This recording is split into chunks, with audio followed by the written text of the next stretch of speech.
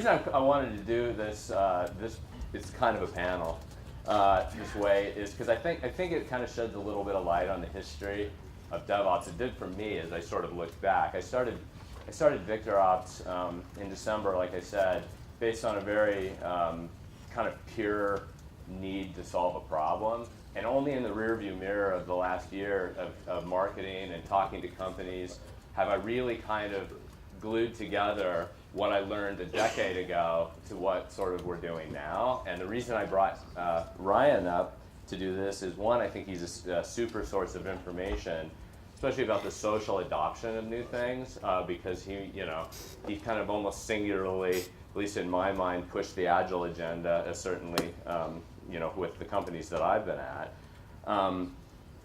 But to kind of, kick this off, what I wanted to say, this is super interesting to me.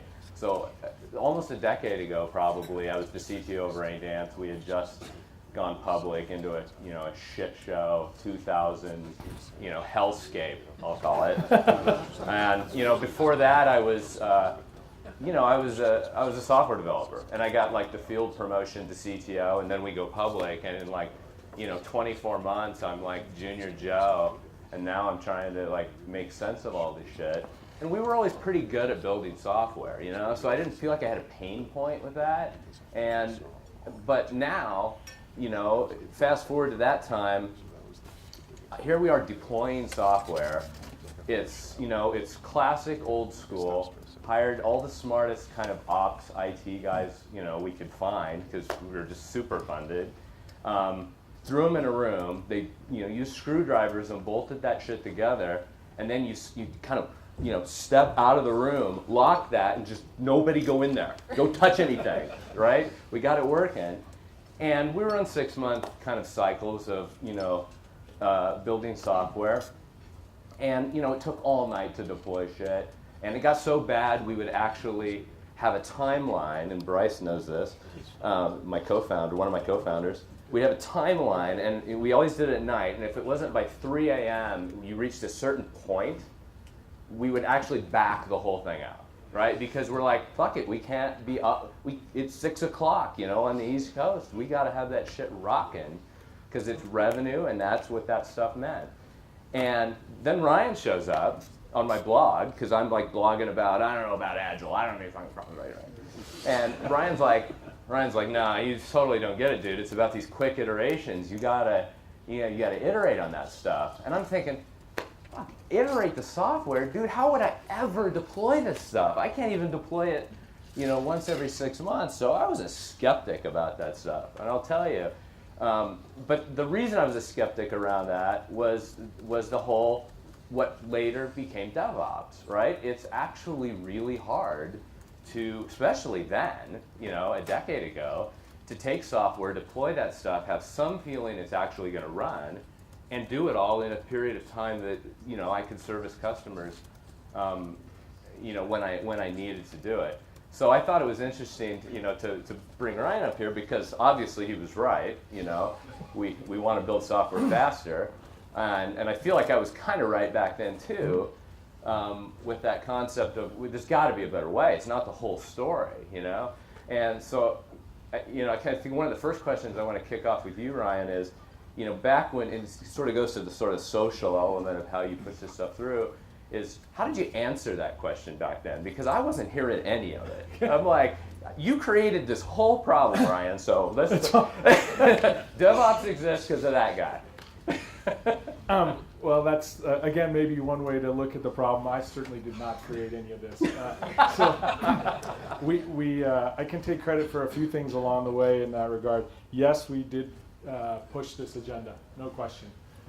We pushed this agenda from a problem space that I lived through, and maybe a little different story than yours. And we raised the venture money that we used and spend it on selling the concept and building a coaching organization that could take organizations forward in this regard, building a set of tools that nobody had ever built before, and really kind of stumbling our way through it, and then finding ourselves, as one of the market leaders with a ton of features in it, serving some of the largest companies, and we're in that space of having really figured it out at scale. That was really what we came in to figure out. But For me, before, what it was is, we were in the 90s working on custom telco apps based here on the Front Range, Tim and I, and we built a professional services organization that built custom telco apps. And to get paid, we would invoice the customer every week, and we'd make sure we demoed the software every 2 weeks. And so that's the way we bootstrapped our business, right? We were using the XP concepts. That's all we really knew how to do, but it was really about cash flowing our business. So if we invoiced every week, we could figure out if they weren't going to pay us, if we weren't in the system. And so we built a team of about 45 engineers building custom job apps, doing that. We got acquired by BEA in '99. I'll give it, we had a little better timing than you did in that regard. And we walked into BEA and started building apps on top of the WebLogic server, so that BEA wasn't really in the app space. And so the first 4 releases of software we had at BEA every 3 months, because that's all we knew how to do. It's all we felt comfortable doing. We took a bunch of the infrastructure and software we had and delivered it on 3 months increments.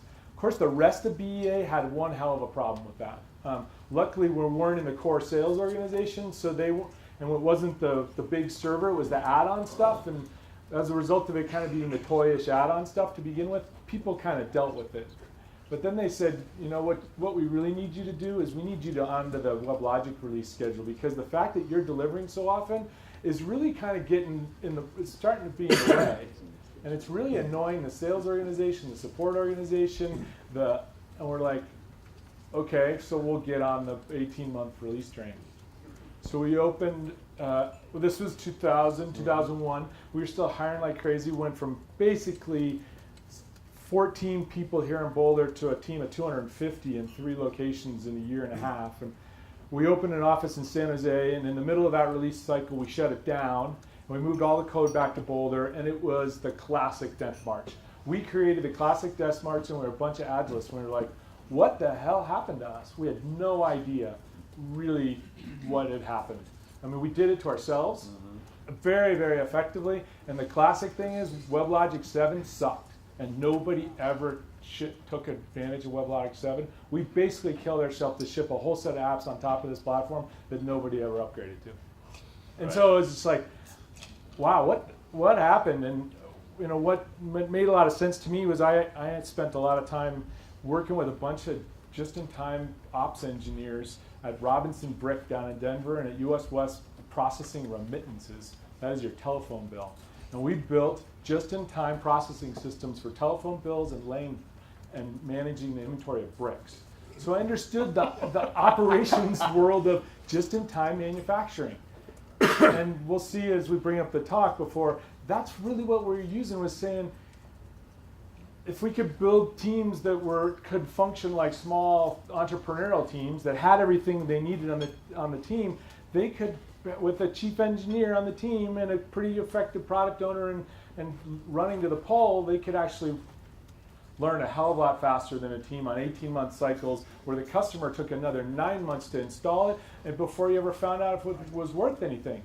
That's how slow it was at BEA when I was there, and that's why I left, and that's why I started working on this. We got to figure out a way to bring smaller teams to this, because that was the most horrible experience of my life. Right.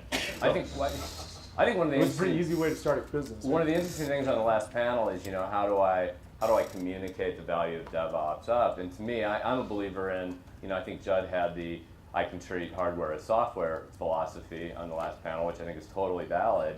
But to me, it's like, take advantage of the last 10 years. I mean, there's probably not a software organization in the room that wouldn't say they aren't agile, But DevOps is the way to realize that all the way through the chain. It's like, to me, that's the easiest sell. It's much harder, I think, to be Ryan 10 years ago saying, hey, you got this problem, and I'll sell you a solution, as opposed to now, which is, we're already halfway done with this. We have to finish the thing. You got to get to the realization that you can push these releases faster. And to me, that's the easy way to sell it in an organization. As a CEO, I would go, okay, I totally get that, right?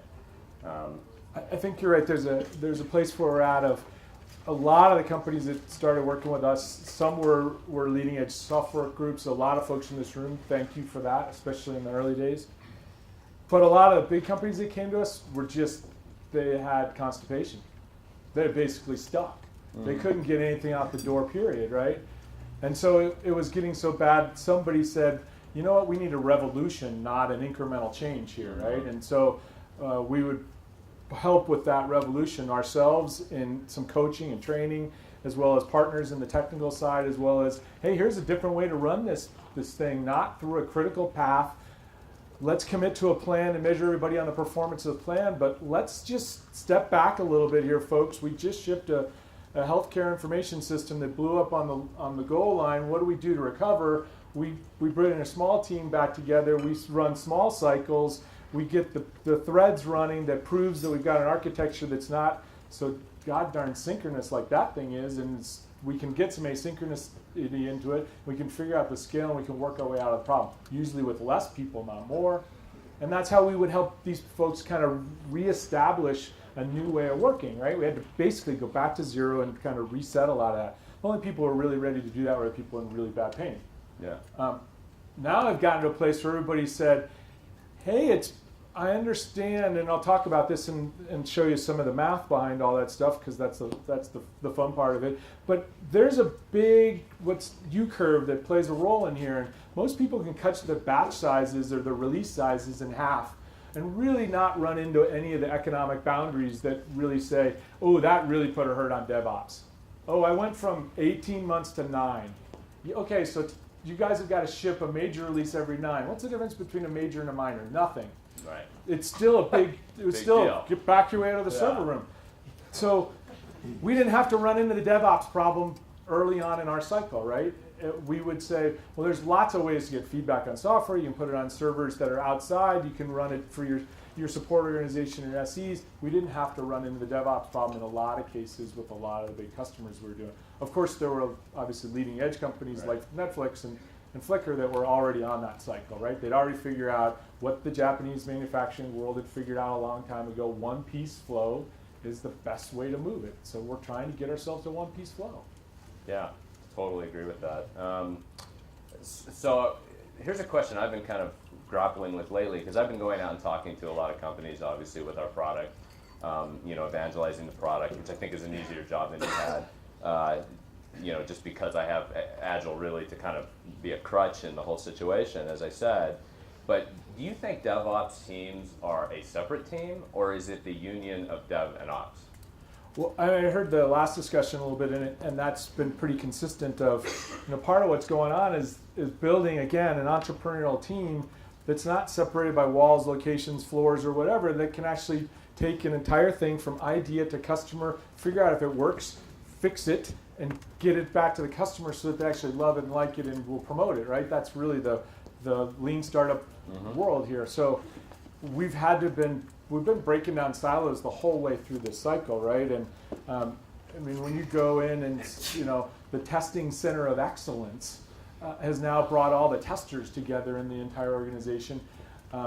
We pretty much don't make the testing center of excellence person real happy when we say, those people are coming over here because they're way too far away and we can't talk to them, right? And we can't run the cycles that we need to, and they can't help us problem solve. Same thing's going on in the DevOps space. If you're over there or someplace else, and we've got great tools that'll keep you informed, but it's literally like carrying the package through the system, right? Just because our inventory is invisible doesn't mean we shouldn't behave as if we're carrying it right through the whole system. Yeah. Todd, I've worked for you twice, and your last question we counted each way. Yeah. So what do you think? So I think my current opinion is that might change it. That I think DevOps. What I'm seeing in companies is they have a DevOps group. But I think the ultimate outcome of that is that's just an early beachhead to prove some behavioral patterns. And I think what'll happen is it'll just spread and actually be the union of those two things, and everybody will behave differently. I believe completely in the Jed Valesky model that everyone gets connected to the business through the heartbeat of the technology that's on the technology side of it. And if they're not there, then they're not in the right place. And I think there's scalable ways to do that aren't as onerous as a pager. And I encourage you to visit our booth, and I'll tell you about that. But But I think that's just the truth of the matter. I think that's where it's going, and it goes to if the whole organization isn't kind of rowing together, you're just not going to have an effective organization. I just think that's how DevOps is getting into organizations, and I don't know if that's similar to how Agile sort of was. There always, I think it probably was, right? There was sort of the team that sort of adopted it, and then they're outperforming the teams who didn't, and then those huge monolithic things that I was involved with before I starting companies that just ended up in apocalyptic failure. It just kind of grew and organically, but I think the same thing's going to happen in DevOps. Yeah. I don't see any other end result. I can't imagine where you'd end up other than that. I think it's painful on the process for a lot of folks. Well, and it segues into something else I wanted to bring up is, what part of this do you think is generational? Because I think there's a big generational part in DevOps that may not have been in Agile. And the reason, I'll just kind of start the thought process off, is Dan Jones, who's another co-founder with Bryce and I at VictorOps, we're having this discussion a day or two ago about Puppet and Chef and the different kind of theology behind them, policy-based versus sort of procedural, and it's a little something for everyone. It sort of depends which side of the house you came from, which one you gravitate towards, right? So to me, there's a generational component to it as well. If I go into the more mature companies, that have used our service and are in beta testing and stuff, they talk much differently than the younger companies about these kind of things. And while they're exploring and they have groups that are doing it, they're less encompassing than even our company, which we've hired half of the people that work for us are super young, we've never worked with before, and to them it's like, why wouldn't you push a button and deploy that stuff? And and my position after a decade of doing this is, well, I don't want to rat fuck my customer because that's gonna not be good for me. But then I take a step back and I go, well, there probably is a way to do this, and so it's kind of eating our own dog food. I mean, I don't know if you have thoughts on that. I think there's some generational stuff too. I don't know about the generational piece. I mean, Tharun, I don't see Tharun in the room. Thanks. Tharun runs our Ops and DevOps organization. That's about 150 engineers spread in 5 development locations. He's got plenty of stories along the way of what we're doing. This is a story of improvement, right? All you have is improvement. You have to keep getting better, right? You can stop getting better, and we know what happens when you stop getting better. You kind of just say, oh, I'm done. That's declaring yourself an amateur. Being an amateur is good enough? I hope not. I hope there's a bunch of professionals here in the room, and we're just saying, Jesus, we got to keep getting better at this. So most of these answers are an and. Agility goes with discipline. You can't get more agile without getting more disciplined. Getting DevOps is getting disciplined around your deployment process so that you can push it, right? And there are some procedural things and some policy things, and you're going to need them both. Right. Now, you might start in one place, but you're going to add the others. You're going to have to if you're going to deal with, now I got 7 mobile clients. Oh, well, now the policy stuff isn't good enough for me with a deployment that's got 7 mobile clients, and I've got to deal with variations on the front end of that thing. You're gonna do them both. It's keep stepping them up together and keep staying on that expert curve. And we'll talk a little bit about that. That means keep putting pain on yourself. So I got one quick question. Yeah. In the DevOps team, is there a product owner? And who would the product owner be for DevOps? I'm going to pass it to T, but I don't think of it as a team. There is a DevOps group. They have the skills of being able to work with the dev team and being able to bring their code into the environment in an effective way on a pipeline that allows them to then monitor the results of that code landing in production and figure out if they need to roll it back or not, and manage the feature toggles and the subscription toggles they need in order to deploy this stuff in a safe to fail way. You can't just boop it out and hope that it's going to not create a big mess on the floor, right? You got to put toggles on these things. Yeah, I think they're cultural. Or you're going to get a mess. So I think the DevOps person is on the team. What's the magic size of the team? 7 plus or minus 2. Then what's the big problem in Agile? I got a lot of 10-person teams. How do I manage a lot of 10-person teams?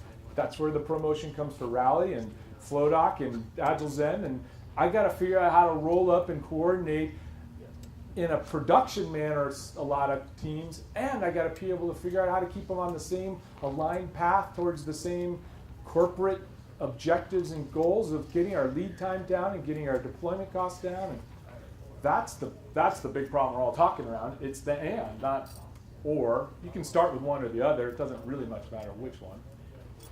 So a lot of questions. I have 2 questions. One is, you say you have a DevOps team. So what are your other teams? Well, we have people who are DevOps people, and they are on the development teams.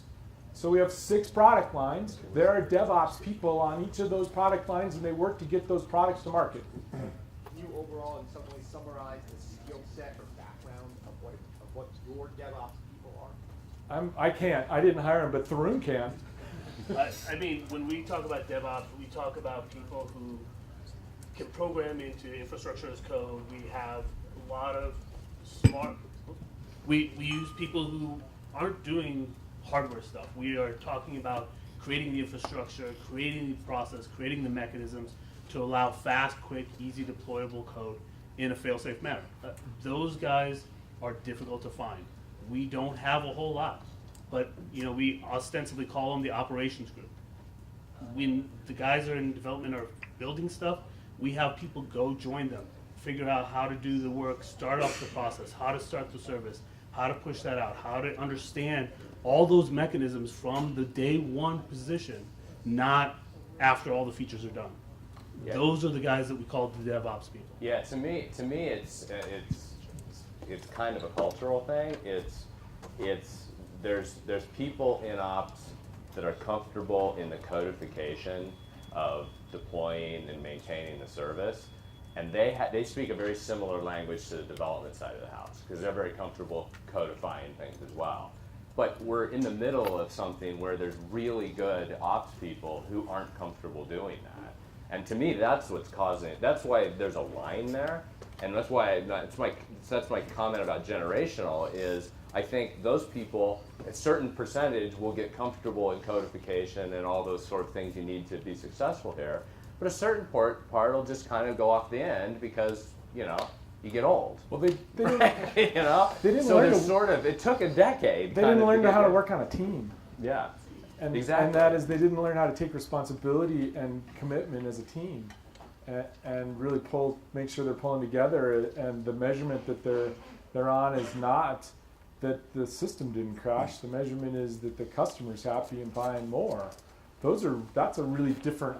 That may be your generational piece, right? A lot of people, as we found in a lot of agile organizations, that they grew up as a coder, and a lot of them did solo virtuoso work, and they didn't have to work on teams.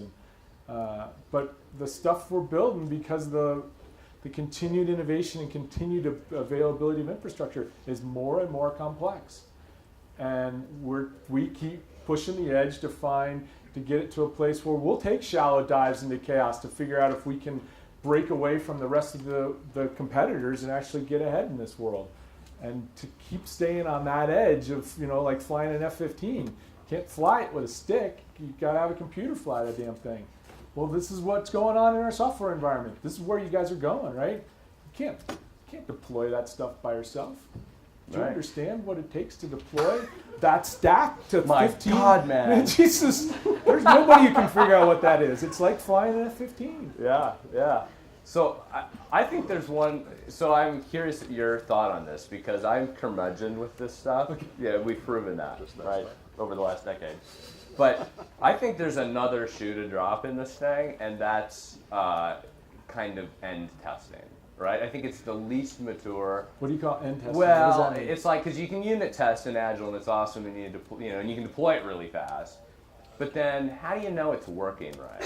And what I've noticed having businesses from web scale down to not web scale is it seems like the hardest platforms to test are the ones that are in between, because if it's a small software platform, you can kind of just test it, right? And you have a pretty good feel that you can deploy it. You can kind of just test it. You can just it's sort of not get that in big, there right? and you sort of believe it's working. With the web scale businesses, you can kind of statistically test them. That's what we did at Legit and FM, is you just kind of deploy it, and then, or you sort of watch it for a while and go, it's statistically behaving. You know, if you're delivering 4 billion ads a day, it's like you're not going to test every JavaScript permutation there is, but you can kind of statistically say it's good.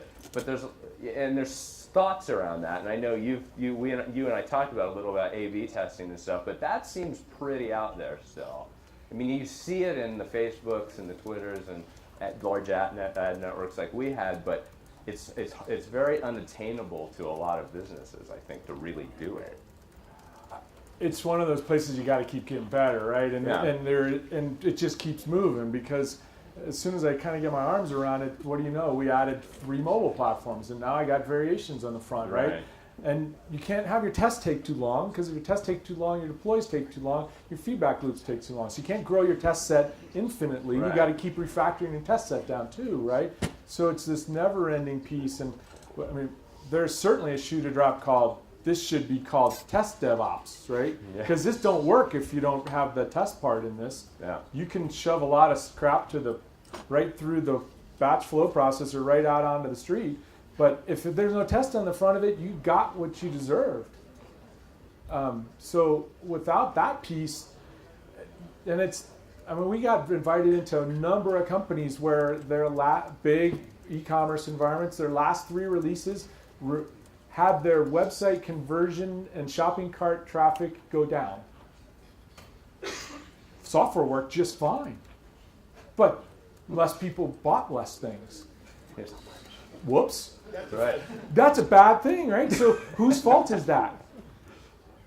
All right, guys, I think we're going to have to wrap this Okay. one up.